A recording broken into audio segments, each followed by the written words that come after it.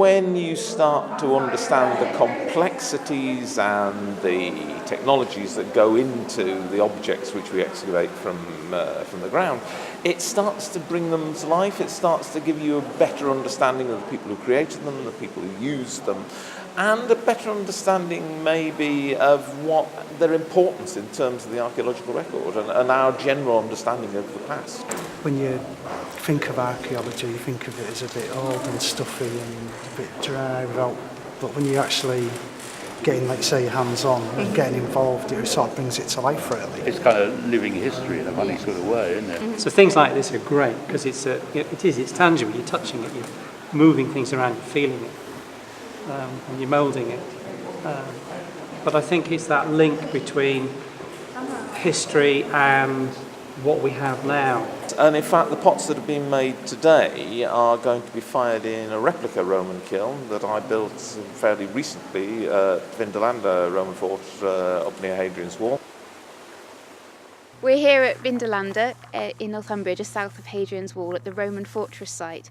And we're here because Graham, who helped us make our pots in Tang Hall in the summer, has built a Roman replica kiln which we can use to fire those pots. So Graham, when did you build the kiln? The kiln was built in March using materials from the site. So it's built entirely from mud, basically, clay from the site, organics mixed in. Using some of the clay that actually was dug out of the Severn ditch here. So there's actually clay in it that was collected by real Romans. So that's very cool, I think. Can you tell me about the process that we went through when we were going to fire our pots? Yeah. Basically, the pots are put into the cold kiln. So the people sometimes think you put pots into the kiln when it's hot. You don't. You put the pots in when the kiln is cold. And how many pots are in the kiln? Around about 40, 45, I think. It's all the pots, of course, that were made at the workshop at Tang Hall by participants there. So lots of Roman face pots, head pots, plus a group of my pots in there. Quite a decent collection of pottery. So what was the process you went through when you built the kiln? I've obviously read a lot about Roman kilns, but actually very shortly before we built this kiln, I was invited to look at a site down at Newark where about 6 Roman kilns had been opened up on what was going to be a housing estate. And I was able to see in the ground, up to quite a high level of the kiln, the full evidence for how the kiln was built. So looking at, I could see the linings, I could see the kiln furniture inside, the structure of the inside of the kiln, the fireboxes, the stoke area, basically all the things that we've seen in the kiln that we've been using were there in the ground at Newark. The kiln's then sealed, so you put a layer of broken pots over the top of the ware that you've got in there. You seal that over with clay, and you start a very small fire at the opening of the kiln. Now, one of the reasons that you start with a slow fire is that if you heat pots too quickly in the early stages, you can completely blow them apart. So it's a very gentle firing, up to around about 400 degrees centigrade. You're building very slowly. And what kind of fuel are we using to get the heat? Using wood, we're using quite thin wood. In our case, we're using split timber, so what we have available to us, so we're splitting timber down. The Romans almost certainly would have used coppice, so they would have been growing timber over a cycle of probably about 5 years, cutting it when it was only about 1 inch in diameter and using that as their fuel. And we've got a few of us working on it, got some volunteers and your apprentice. How many people do you think it takes to work a kiln? Well, I think at least 2. Really, you need a team. It's very difficult to do by yourself. As you get into the later stages of the firing, it gets quite exhausting because you've got a lot of radiated heat coming back at you. You need to take a break from time to time. But I think probably the Romans would have worked in teams of 2 to fire a kiln. But of course, that doesn't allow for the cutting of the wood. If we're talking about the cutting of the wood, and that's what we've got the volunteers doing now, you get quite a few people. So 4 or 5 people is a good team to work it. And a 2-day process, so you could start again the day after tomorrow to get the next lot in? Yeah, absolutely. Good. And better to start when it's warm. Once you've put all the pots into the kiln, what you do is you put a layer of broken pots over the top of them, and then you seal over the top of those with clay.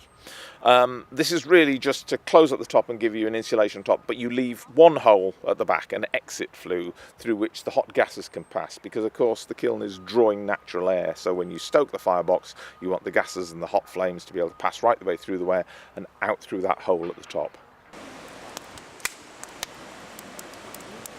This kiln, as long as it's maintained, will keep going for years. When you excavate Roman kilns, often what you find is plastered clay on the inside and the cracks filled in. Sometimes Roman potters' finger marks, their tool marks on the inside of the kiln, still evident today of where they kept those kilns working for long periods of time. And would it have been a similar kind of kiln that we'd have had in York?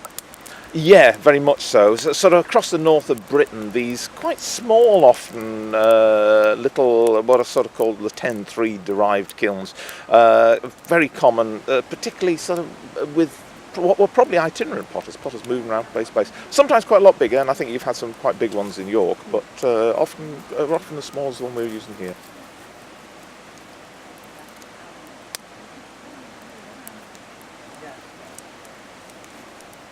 Once you've got the kiln over 400C, you can then start to ramp up the speed of stoking.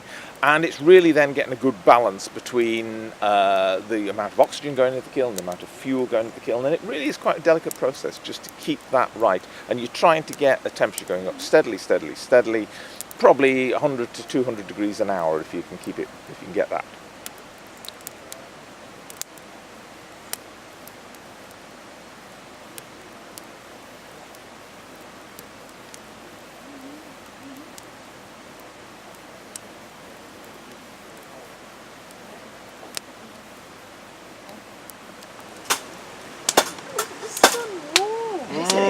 It's amazing. Oh, you come back to you're better at rising temperature than I am. If only we get the gloves. It's always annoying when the apprentice does it better than you do yourself, you know. Only because of your training. Oh no! God, this is the right thing. Over the first sort of 3-4 hours, we've brought it up to a temperature of about 400 degrees centigrade, bit by bit, and from there on, fairly safe to let rip. So we're now raising the temperature quite rapidly, aiming at around about, hopefully 5 o'clock, to get to something like about 800 or 900 degrees centigrade, which is a reasonable sort of Roman courseware firing.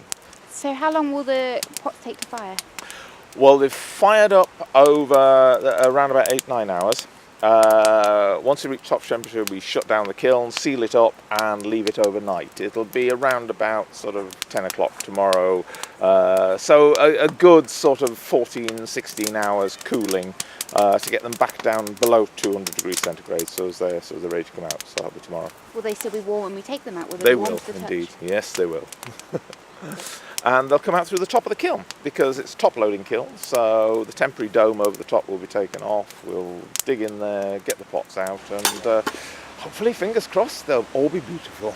And what will have changed about the pots? They'll be harder, they'll be different colour? They'll be harder, and of course this is the thing about clay, that you convert it into pottery at around about 550 degrees centigrade. It's like you get a conversion into ceramic, and the hotter you go above that, the more durable that ceramic is. And of course the Romans were really good at that, so, as evidenced by excavations. When you dig out Roman pottery, it looks almost like it was made yesterday. Is there something being... There's about 40 pots in there at the moment. Yeah, and they're currently at 827 degrees centigrade in there. So, looking down through the exit flue there, you can see them all glowing inside. So, unfortunately, I can't let you come and have a look. Once we reach the target temperature, and for the Romans that could be anything between 800 and 1100 centigrade, depending on the type of ware that they're firing. We're aiming for about 800 or 900 degrees. So once you reach that, your finished temperature, basically what you do is you seal up the kiln. If you're making ordinary oxidized ware, you simply seal the kiln up, walk away and leave it. But Romans make a lot of grey ware as well, so quite often when they're making grey ware, they would stoke the kiln full of fuel at the very end, seal it up, and let that fuel take out all the oxygen from the kiln, giving them nice black pots. We're going to have orange pots for what we're making, oxidised ware. That'll do. All right, close down. Let's go.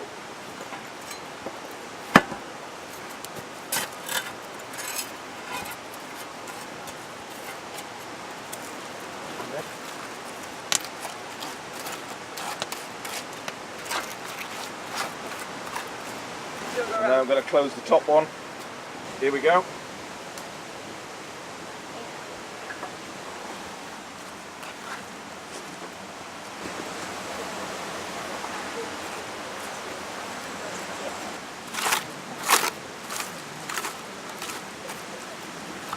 There we go. So, proof that the Romans knew what they were doing. But I mean, we've been cutting wood all day, the team, but we haven't used much of that. We've used mostly that. I mean, it's that and a bit of that that's really done the firing. It's done pretty well. We'll then let the kiln cool overnight, so it'll start at around about 800 degrees centigrade, and the temperature will steadily drop during the night, and hopefully by the time we come back tomorrow we'll be below about 200 degrees.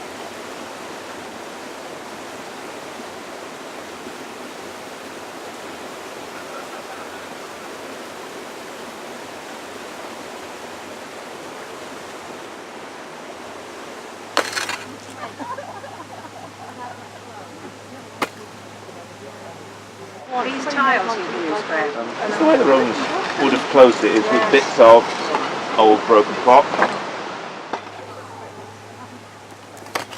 No, Fortuna's on our side, she is. If she's in here, she'll have looked after it.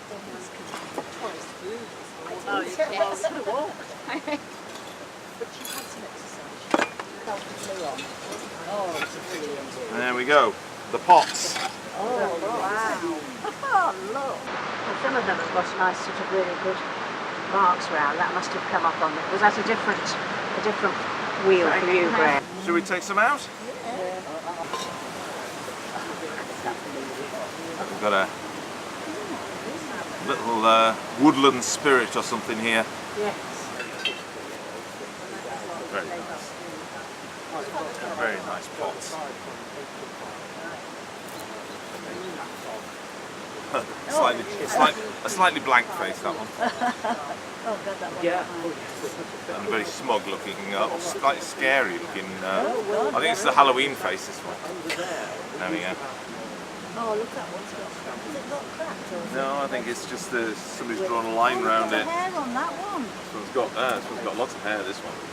It's nice the way everybody took a different path in the way they've decorated them. So while you all started off with, you know, an original plot the same, everyone's turned out different. Oh, that's my pot. There we go. Tuna.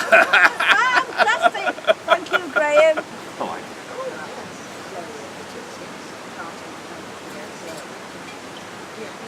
We're looking good.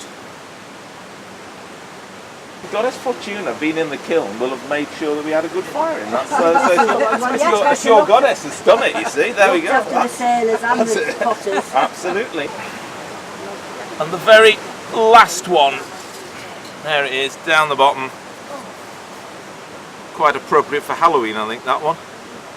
Do you think that hands-on experience changes how you think about the past and how you appreciate these skills? Yes, I think it does. I mean, it certainly does. I think more people should do this sort of thing.